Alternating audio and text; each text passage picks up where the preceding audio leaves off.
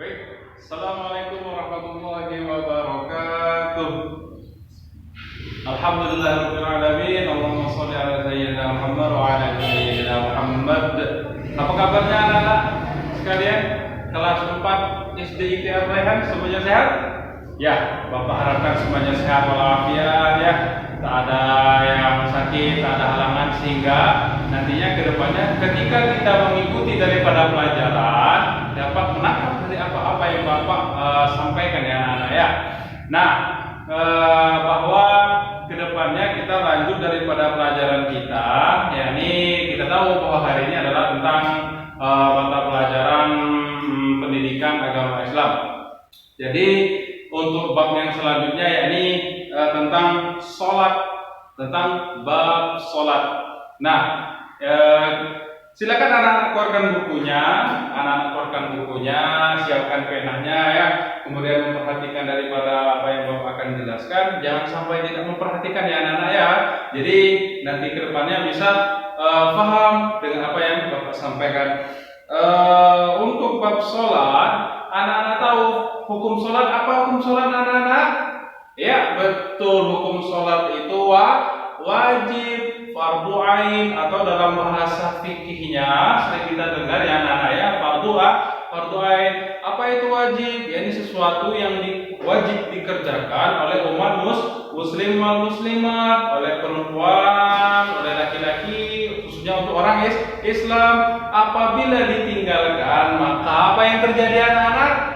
Betul, akan mendapatkan dosa. Jadi jangan sampai kita meninggalkan sholat. Nah, anak-anak sekalian, silakan buka bukunya halaman 149 ya. Ini tentang bab sholat, bahwa pentingnya menunaikan sholat secara tertib sebagai wujud daripada penghambaan diri kita kepada Allah. Anak-anak sekalian, perlu diketahui bahwa manusia ini lemah anak ya. Fungsi daripada sholat itu banyak, bukan hanya sebagai gerakan, namun yang paling utama bahwa kita manusia ini sebagai mewujudkan diri, yakni mengakui sebagai kita ini hanya seorang hamba. Hamba itu apa? Yakni hamba yang diciptakan oleh Allah Subhanahu wa taala dengan memiliki status yang lemah. Bagaimana cara memperkuat diri kita agar diri kita ini kuat hidup di dunia Allah? Ada yang tahu? Ya, betul.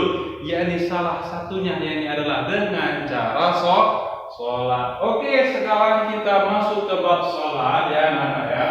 Bab sholat. Yakni pada bab 10 itu ada bab 10 ya, bab tentang sholat. Nah, kita bahas terlebih dahulu pentingnya yakni mengenai tentang sholat.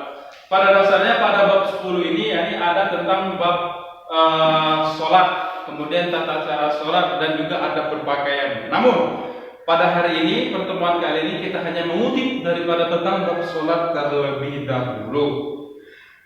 Perlu diketahui, boleh dibaca halaman 152 kepada anak kami Abdullah. Silakan baca terlebih dahulu tentang hadis Rasulullah di bawah tentang cerita itu. Ya, betul. Nah, Bapak jelaskan sekali lagi bahwa suatu hari Abu Hurairah mendengarkan Rasulullah SAW sedang menyampaikan pelajaran. Ketika itu Rasulullah SAW, anak-anak ya, Nabi kita, sedang mengumpulkan sahabat-sahabatnya ya di suatu tempat, membuat lingkaran. Kemudian Rasulullah SAW itu bercerita tentang pentingnya sholat, namun dibuatnya permisalan terlebih dahulu. Bagaimana itu? Rasulullah SAW memberikan pernyataan, kemudian bertanya kepada para sahabat, wahai para sahabat, andai di depan rumahmu mengalir daripada sungai, di depan rumahmu itu mengalir daripada sungai-sungai.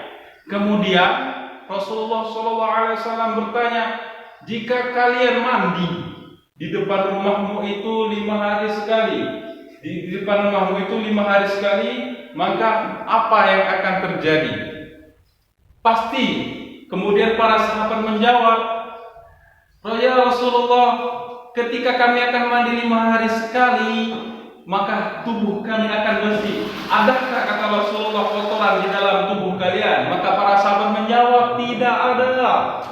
Tidak ada. Justru ketika kita membersihkan diri 5 hari sekali, mandi kita, otomatis tubuh ini akan terasa bersih ya anak-anak ya. Kemudian kita pun berpikir mandi sehari 2 kali pun kita juga merasa bersih, bukan? Pagi kita mandi, kemudian sore kita mandi, malamnya kita merasa bersih. Apalagi 5 hari sekali mandi. Nah, beginilah perumpamaan bahwa ketika umat muslim melaksanakan sholat, maka apa yang terjadi? Bergugurlah dosa-dosa yang ada pada dirinya. Anak-anak kami ya, khususnya kelas 4 yang dicintai oleh Allah ya, pada bab ini sangat penting sekali kita bahas ya. Jangan sampai kita membahas tentang sholat hanya sekedar sholat ya anak-anak ya. Kita juga akan membahas tentang pemateri pelajarannya ya anak-anak ya. Materinya yang pertama yaitu tentang fardu sholat ya, kita tahu. Nah, boleh dibaca kepada anak kami Algo halaman 153, silakan. Ya, itu adalah tentang surah An-Nisa ayat ke-103 yang berbunyi, "Faqimus sholata inna sholata kanat 'alal mu'minin kitaban mawquta." Bahwa dirikanlah sholat, sesungguhnya sholat itu adalah fardu yang ditentukan waktunya atas orang-orang yang beriman. Jadi anak-anak, ketika kita berstatus kepada yang tentang orang beriman ya, orang beriman.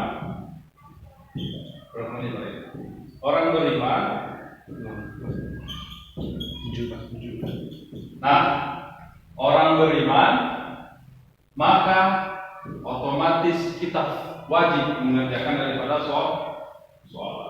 Wajib sholat ya, ya. Orang yang meninggalkan sholat, ingat, akan mendapatkan dosa yang amat sangat besar. Orang yang mendustakan Allah, yakni salah satunya meninggalkan sholat. Jadi jangan sampai anak-anak meninggalkan sholat. Nah, paham ya tentang hukumnya. Nah, jadi ketika ada orang tua kalian ya yang saat ini lupa akan sholat, lalai mengerjakan sholat, maka anak-anak SD IT Ar-Raihan jangan sampai lalai untuk mengingatkan kedua orang tuanya ya. Yang kemudian yakni tentang hadis Rasulullah ya, di dalam buku halaman 153. Silakan baca anak kami An-Nisa, silakan. Ya, bagus ya. Nah, Bapak ulangi lagi tentang bacaannya. Buniyal Islamu ala khamsin, syahadati an la ilaha illallah wa anna Muhammadar Rasulullah wa aqimus shalah wa ita'iz zakati wal haji wa shaum Ramadan.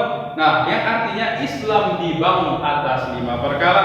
Yang pertama ini mengucapkan syahadat, kemudian mendirikan sholat dan menunaikan zakat, haji, yakni, dan terakhir ini berpuasa di bulan Ramadan. Lanjut, yakni tentang syarat wajib dan syarat sahnya sholat. Ingat, ada syarat wajib ketika kita mengerjakan. Ketika kita sedang mengerjakan sholat, bagaimana cara sholat kita ini agar sholat kita diterima oleh Allah? Ada syarat sahnya, anak-anak ya. Semuanya harus hafal, harus dihafalkan.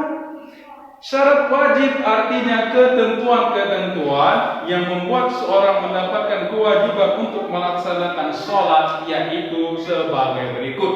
Yang pertama, muslim. Nah, orang muslim dikatakan harus dia wajib sholat. Orang kafir ya, orang kafir atau disebut sebagai non muslim itu tidak wajib sholat. Yang kedua, berakal, memiliki kecerdasan yang normal ya. Jadi kalau orang yang tidak berakal dalam artian orang gila, dia tidak wajib sholat ya. Kemudian C, berusia dewasa.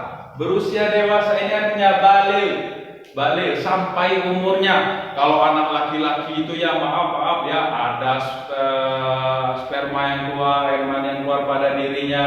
Kalau perempuan juga ada haid, tanda-tanda haid pada dirinya. Kalau anak-anak sekarang ya, kalian belum balik, namun kalian sudah diwajibkan untuk berlatih dalam sholat. Maka jangan ditinggalkan sholat ya anak-anak ya. Kemudian ya, kurang lebih daripada 3 tersebut syarat daripada wajib ya di dalam buku ini. Dan yang selanjutnya ini syarat sah. Bagaimana kalau sholat kita itu ingin diterima oleh Allah? Yang pertama, melaksanakan sholat pada waktunya yang ditentukan. Jadi yang pertama ini sholat pada waktunya. Kalau kalian sholat bukan pada waktunya, sholat zuhur belum masuk pada waktunya, sholatnya tidak sah anak-anak ya. Jadi sholat itu yang pertama harus diterima pada waktunya. Yang kedua, suci dari hadas, baik hadas besar maupun hadas kecil. Jadi kalau ingin sholat harus bersih ya. Kalau sudah buang air besar, buang air kecil, harus dibersihkan terlebih dahulu. Dengan cara apa? Dibersihkan kemudian lalu berwudu. Yang ketiga, suci dari najis, baik pada anggota tubuhnya, pakaiannya, dan tempatnya sholat. Kalau ada pakaian kalian, pakaian yang kotor karena kotoran hewan ya, kotoran kucing, kotoran ayam, maka sholatnya tidak sah. Karena mengapa? Di badannya, di pakaiannya, juga di tempatnya sholat ada kotoran, maka harus diperhatikan terlebih dahulu. Jadi sebelum sholat anak-anak ya, perhatikanlah terlebih dahulu. Jangan sampai nanti sudah sholat, oh ternyata kaki saya kotor, ya ternyata badan saya kena ini kena itu. Jangan sampai. Maka pentingnya ya ini memperhatikan daripada kebersihan. Yang keempat, menutup aurat ya.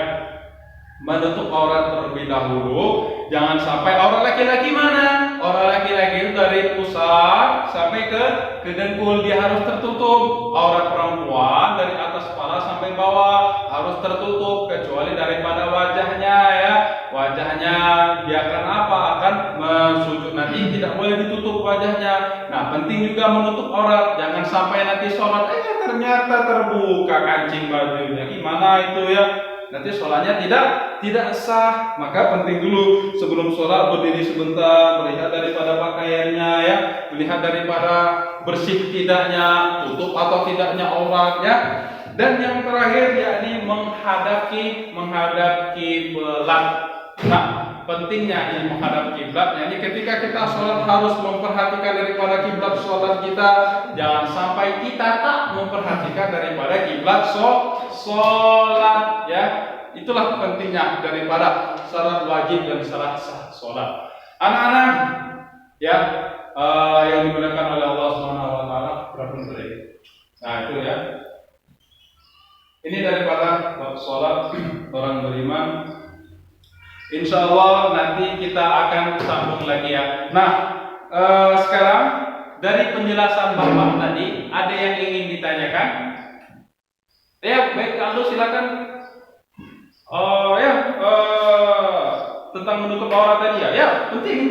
Kalau menanyakan bagaimana kalau laki-laki itu sering terbuka belakangnya, sah nggak sholatnya? Kalau belakangnya terbuka itu nggak sah ya. Karena apa? Dia habis sejajar daripada pusar kita. Itu kaldo ya.